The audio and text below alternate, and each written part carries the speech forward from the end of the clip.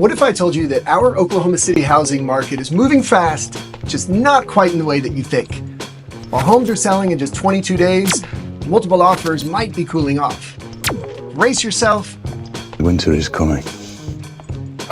In this video, I'm going to break down our most recent key stats. Like, while inventory levels remain tight at just under 3 months, some areas are cooling off while others are heating up. And stick around, because there are some external factors that I don't think you're going to believe that are sincerely going to shape our Oklahoma City real estate markets in the coming year in 2025. If you want a clear plan and a deep understanding of what all of this market data means to you and your price point in your neighborhood, click the link in the description below to get my team working for you. We will generate a plan that makes sense based on what your goals are, whether you're buying or selling. But for now, let's get into all of these market stats and what they mean for you. So we are diving in, and I want to make it just a quick little caveat here that we are going to be looking at Oklahoma County. This was the easiest way and the best way given the tools that NAR allows us to use, because this will include areas like the Village, as well as Nichols Hills and Bethany, and it won't exclude things within this radius, within this parameter, while unfortunately they don't allow us to extrapolate data from multiple sources and multiple counties simultaneously. So we working with what we got. We're gonna hop right through and just get down to brass tacks. We are in a seller's market. We are not in a balanced market yet, although we are trending that way. In order to be a seller's market, we would need between 4 to 6 months worth of inventory. And currently, we are down almost 6 points over last month at 2.86 months, meaning if we sold every single house in our inventory in our market in 2.86 months with no new inventory being added, we would run out of houses. So that's basically what the months of inventory means.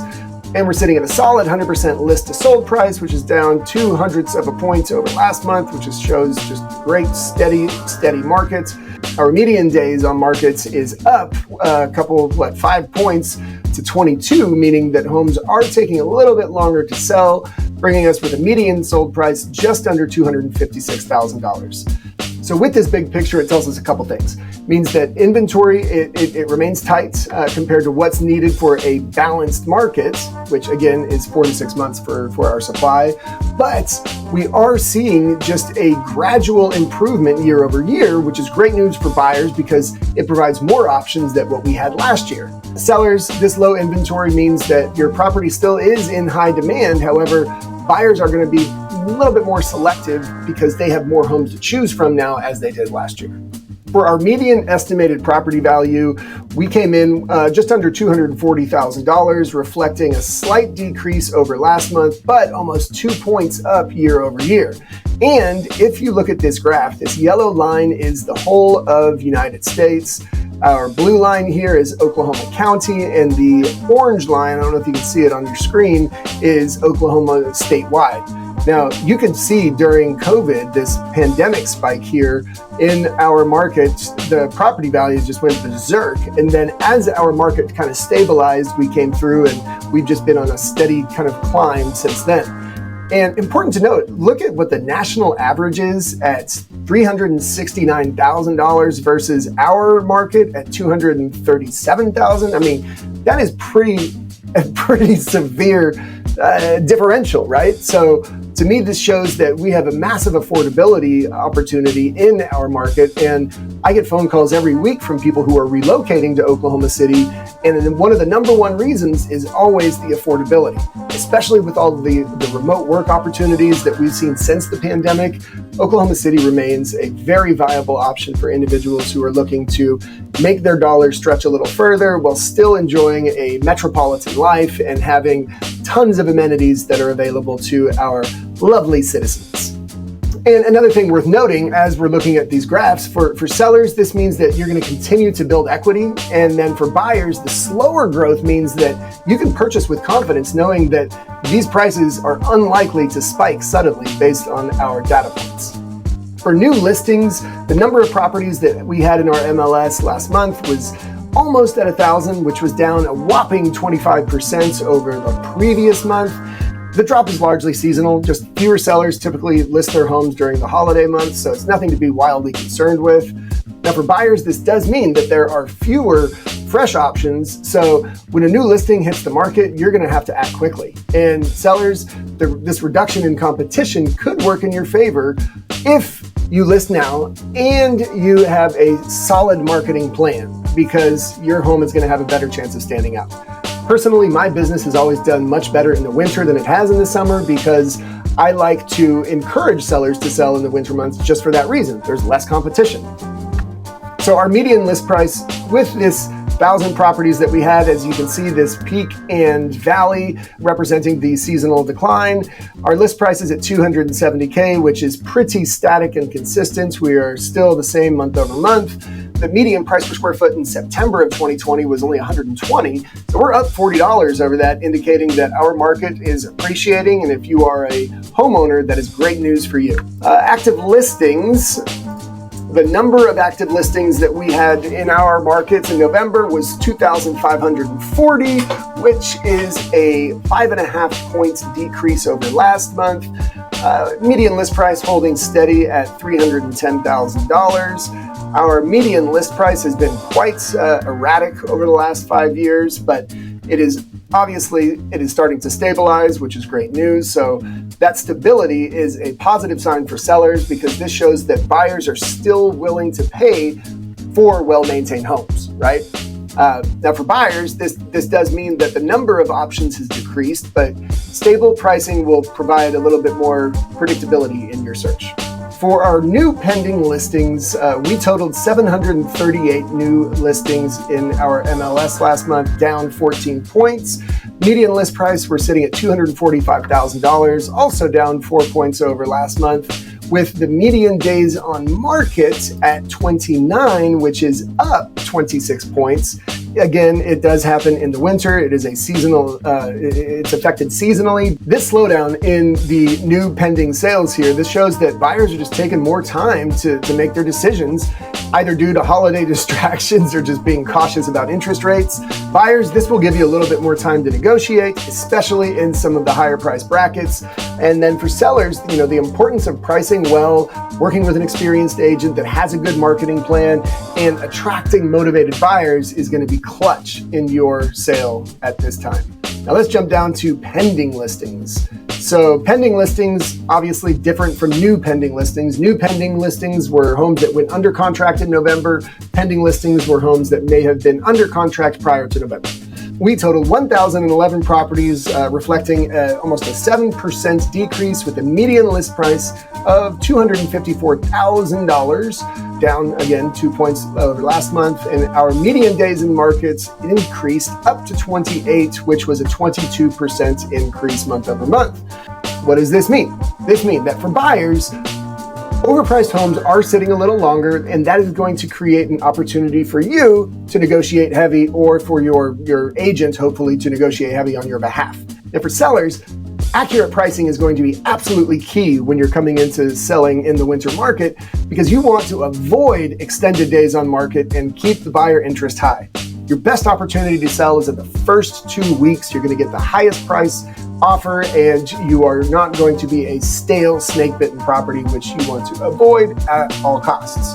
Sold listings. This is a big key metric that everybody is interested in. So our median sale price in November was down 2 points over last month at $255, call it $256K. That was only with 661 properties that had sold, which is a 17.5% decrease month over month. Now you can see how the market, it was slightly cooling off over the last 5 years. The list to sale price ratio remains steady at 99.9%. That hasn't really changed much, except for in November of 21. Typically, that's an outlier. That might have been a very high-priced home, or it could have been a number of things. But with the average list to sale price where it is, that means that homes are still selling at or near their asking price. Now for buyers, the drop in the sales volume is signaling a little less competition. So just keep that in mind. You are going to have a little bit more leverage in your negotiations, and that is a powerful tool. We are not seeing all these rapid fire, 30K over list price, wave inspections, wave appraisal. So know that as you're approaching buying a home in this market, that it's going to be a little bit more calm. It's not going to be as frenetic. It's not going to be as hectic, and you will have a chance to really get an excellent deal for yourself for this investment that you're purchasing. Now, sellers, this highlights the importance of strong marketing. I cannot express that enough. Make sure that your agent is doing massive amounts of digital marketing, massive amounts of social media marketing, massive amounts of, I don't care if they're sitting with a wacky, wavy, inflatable head guy, make sure that they are getting your property out there. You want to ensure that your home stands out in a slower market. Let's jump down to month supply of inventory. So this is another one of the key metrics that I pay attention to daily. For our month supply, as I mentioned prior, this is at 2.86. This is a 6% drop over last month, but this is the key metric here. We are up over 11% over last year, which is phenomenal. That means that we are starting to creep up out of our inventory slump that we were in. So what does this mean? For buyers, this increase means that you have got more options, which that's great because last year you did not have that many options. And for sellers, while inventory is tight, this gradual rise is a reminder to, again, price competitively, take advantage of today's demand, and market the ever-living hell out of your property. Now for our sold public records. So this one's interesting because this is off-market deals, this is wholesale, this is FSBO, this is anything that likely wasn't agent represented.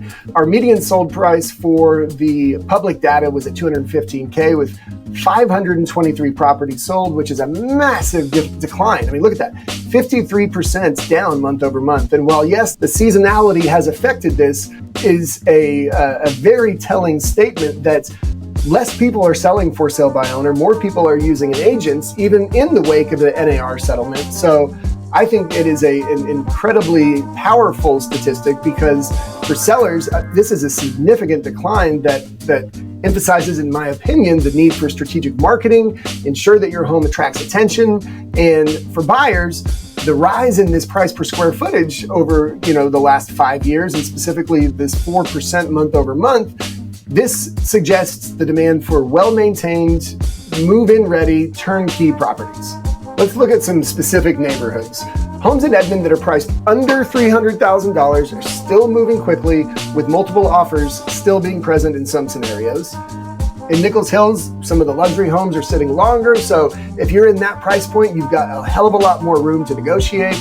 And then on the West Metro, you've got a lot of first-time home buyers out there with a lot of activity in the kind of mid 200,000 range. So to wrap this up, thank you for tuning in to this month's market report for our Oklahoma City Metro. We've covered a lot of stuff from the gradual market decrease in inventory as well as the increase that we've seen year over year and what all of this means for buyers and sellers as we move into 2025. Now, if you're a buyer, remember that there are opportunities that are coming up in certain areas and that strategic negotiation can make all the difference.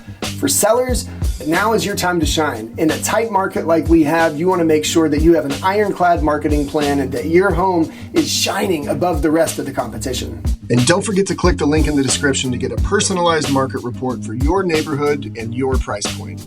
If you found this video helpful, be sure to like, share, and subscribe for more tips to help you navigate our market with confidence.